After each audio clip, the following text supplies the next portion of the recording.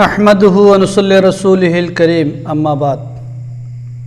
সম্মানিত হাজিরিন, ঘুম থেকে উঠার সময় সুন্নত সমূহ, আমরা যখন ঘুম থেকে উঠার পরে কতগুলি সুন্নত আছে, সেই সুন্নতগুলির ব্যাপারে আমি আপনাদের সামনে আলোচনা করব। সুন্নত কাকে বলে? সুন্নত হলো রাসূলুল্লাহ সাল্লাল্লাহু আলাইহি ওয়াসাল্লাম তরিকা। রাসূল করিম সাল্লাল্লাহু আলাইহি ওয়াসাল্লাম এই দুনিয়ার জীবনে যতগুলি কাজকর্ম করেছেন, প্রত্যেকটি কাজের নিয়ম পদ্ধতি আছে। তো রাসূল যেই নিয়ম পদ্ধতিতে কাজ করেছেন, রাসূলুল্লাহর পদ্ধতিতে কাজকর্ম করানো সুন্নত। এই সুন্নতগুলো আমাদেরকে পালন করতে হবে। আর যে সুন্নত পালন করবে, রাসূল করিম সাল্লাল্লাহু আলাইহি ওয়াসাল্লাম ওয়াদা দিয়েছেন, সে অবশ্যই আমার সাথে জান্নাত থাকবে। মান আহাব্বা সুন্নতি ফাকাদ আহাব্বানি ওয়া মান আহাব্বানি কানা মাই ফিল জান্নাহ। রাসূল করিম সাল্লাল্লাহু আলাইহি ওয়াসাল্লাম বলেছেন, যে এই ব্যক্তি সুন্নতকে ভালোবাসে সে আমাকে ভালোবাসে, যে আমাকে ভালোবাসবে সে আমার সঙ্গে জান্নাত থাকবে। হাজিরিন, তো আসেন, আমরা তো ঘুম যাই, আমরা মানুষ, আমাদের ঘুমের প্রয়োজন আছে। তো ঘুম থেকে উঠার সময় কতগুলো সুন্নত, জরুরি সুন্নত রয়েছে। সে সুন্নত কি? এক নম্বরে, ঘুম থেকে উঠে হাত দিয়ে চেহারা এবং চোখ মুছে দিতে হবে। ঘুম থেকে উঠে যখন হাত দিয়ে চেহারা এবং চোখগুলা মুছে দিবে, তখন ওই চোখ থেকে তার ঘুমের ভাব দূরীভূত হয়ে যাবে। এই কাজটা কেন? এই কাজের মধ্যে উপকার আছে। কারণ মানুষ যখন ঘুমায়, ঘুম থেকে ওঠার পরে চোখে আলিজালি দেখে, সে হয়তো বা কোনো কিছুর সাথে ধাক্কা লেগে পড়ে যেতে পারে, বা কোনো কাঠের উপরে পড়তে পারে, বা নিচে কোনো জায়গায় পড়তে পারে। পড়লে সে অ্যাক্সিডেন্ট হবে, মারাত্মক তার সমস্যা হবে। তো যখন সে হাত দিয়ে তার চোখটা মুছে দিবে, তো চোখ থেকে যখন ঘুমের ভাঁজ চলে যাবে, তখন তার আর কোনো সমস্যা হবে না। এই জন্য এই সুন্নত খুব অনেক উপকারিতা।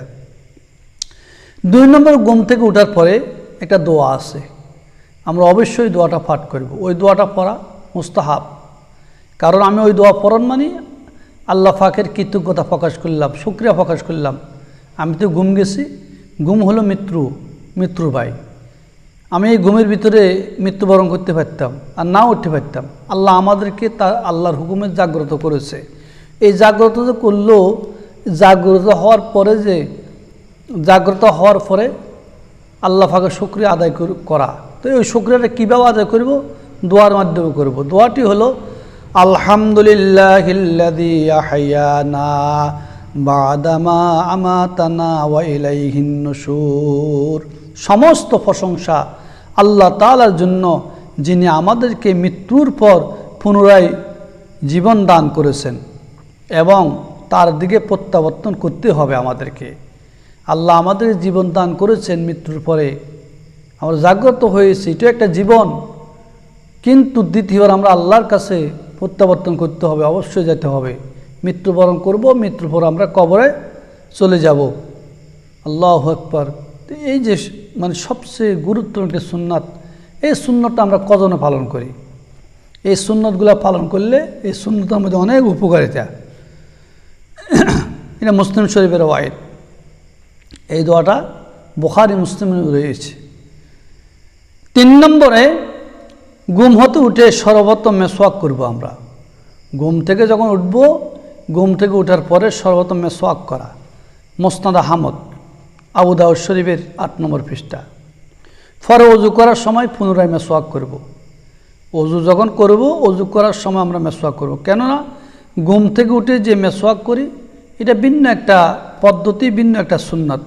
কারণ ওই সুন্নতটা হলো, অর্থাৎ এই কারণে মানুষ যখন ঘুম যাওয়ার পরে মানুষের মুখের মধ্যে একটা দুর্গন্ধ তৈরি হয়। আর সেই জন্য ঘুম থেকে ওঠার পরে যখন কথা বলবে, তার মুখ থেকে দুর্গন্ধ বাইর হবে। আর এই দুর্গন্ধ বাইর হওয়ার মানুষ কষ্ট পাবে। এই জন্য রাসূল সাল্লাল্লাহু আলাইহি ওয়াসাল্লাম বলছে যে ঘুম থেকে ওঠার পর একটা মেসওয়াক করা। ঘুম থেকে উঠে মেসওয়াক করলে তখন তার মুখের বদবু ও দুর্গন্ধটা চলে যাবে। কোনো মুসলমান ভাইয়ের সাথে কথা বললে সে কষ্ট পাবে না। তো এই সুন্নাতের উপকারিতা। এটা হলো ভিন্ন একটা সুন্নত। তা আমরা তো অজু যখন করবো, অজু করার শুরুতে কী করবো? মেসওয়াক করব। এটা হলো বজলুল মজহুদ 1 নম্বর খণ্ড 35 পৃষ্ঠা। 4 নম্বরে আমার পায়জামা সালোয়ার পরার সময় প্রথমে ডান পা, তারপর বাম পা পরব। এটা রাসূলুল্লাহ সাল্লাল্লাহু আলাইহি ওয়াসাল্লাম সুন্নত।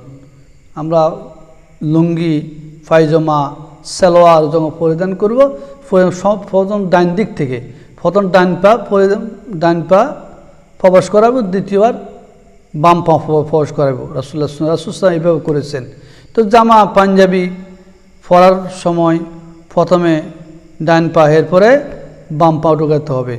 এইভাবে চৌধুরী, হাবাকাবা, জুতা, মোজা এই সমস্ত ক্ষেত্র একই বিধান। কারণ রাসূলুল্লাহ সাল্লাল্লাহু আলাইহি ওয়াসাল্লাম প্রত্যেকটি কাজের মধ্যে নিয়ম তরিকা আছে। আমরা রাসূলুল্লাহ সাল্লাল্লাহু আলাইহি ওয়াসাল্লামের আমাদের কাজগুলো যদি রাসূলুল্লাহ সাল্লাল্লাহু আলাইহি ওয়াসাল্লামের কাজের সাথে হয়, সেটাই কি সুন্নত পালন হবে। তো ডান দিক থেকে শুরু করব। আমরা যখন এই মোজা, পায়জামা এগুলো যা পরিধান করব, লুঙ্গি পরিধান করব, জামা গায়ে দিয়ে সব সময় সব ডান দিক থেকে পরিধান করা শুরু করব। ডানের ফজিলত বেশি। এগুলা বুখারী, মুসলিমের মধ্যে রয়েছে। শামাইলে তিরমিজির পৃষ্ঠা 18 নম্বর পৃষ্ঠাতে এই সমস্ত মশালাগুলা, জরুরি মশালাগুলো আছে। অবশ্যই আমরা এগুলো পালন করার জন্য চেষ্টা করব। তো এগুলো খোলার সময় প্রথমে বাম পা, এরপরে ডান পা। আমরা যখন পায়জামা খুলব, মানে আমরা সালোয়ার খুলব, প্রথমে বাম পা, তারপরে ডান পা।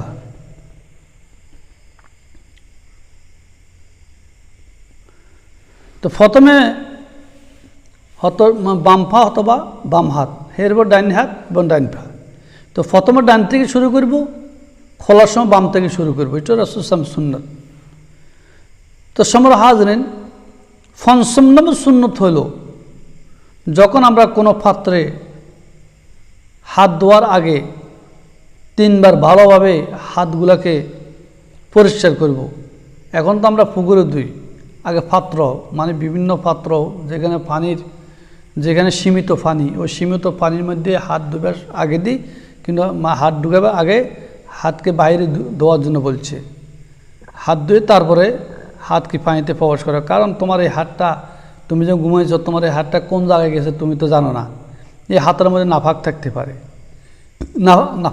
পারে। তো আমরা হাজে ঘুম থেকে ওঠার সময় এই 5টি সুন্নাত আমাদেরকে পালন করতে হবে। আমরা যদি এই 5টি সুন্নত পালন করি, এই 5টি সুন্নত পালন করার কারণে আল্লাহ রাব্বুল আলামিন আমাদের উপর সন্তুষ্ট হবে, বিশ্বনবী মুহাম্মদ রাসূলুল্লাহ সাল্লাল্লাহু আলাইহি ওয়াসাল্লাম সন্তুষ্ট হবে। তো রাসূল করিম সাল্লাল্লাহু আলাইহি ওয়াসাল্লাম সুন্নত অনুযায়ী আমরা কি মরব, মরার পরে আল্লাহ পাক নবী মুহাম্মদ রাসূলুল্লাহ সাল্লাল্লাহু আলাইহি ওয়াসাল্লামের সাথে আমাদেরকে হাসর নাসর করাবেন। সবচেয়ে গুরুত্বপূর্ণ বিষয়, এই সুন্নতগুলা ঘুম থেকে ওঠার সময় আমরা অনেকে তো এই সমস্ত সুন্নতগুলো পালন করি না। অবশ্যই আমাদেরকে এই সুন্নতগুলো পালন করতে হবে। পালন করা খুবই দরকার, খুব প্রয়োজন। যে রাসূলুল্লাহ সাল্লাল্লাহু আলাইহি ওয়াসাল্লামের একটা সুন্নতের মধ্যে অনেক উপকারিতা রয়েছে। আমার মা বোন যারা আছেন, যুবক যুবতীরা, মা বোনেরা অবশ্যই এই সুন্নতগুলো পালন করিবেন।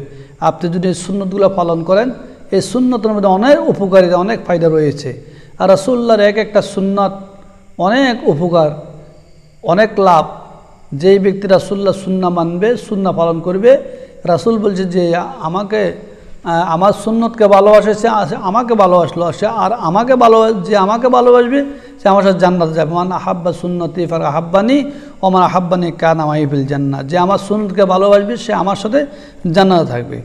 তো অবশ্যই আমাদেরকে এই সুন্নতগুলো যদি আমরা পালন করতে পারি, অবশ্যই আমাদের জন্য অনেক উপকার হবে, অনেক ভালো হবে।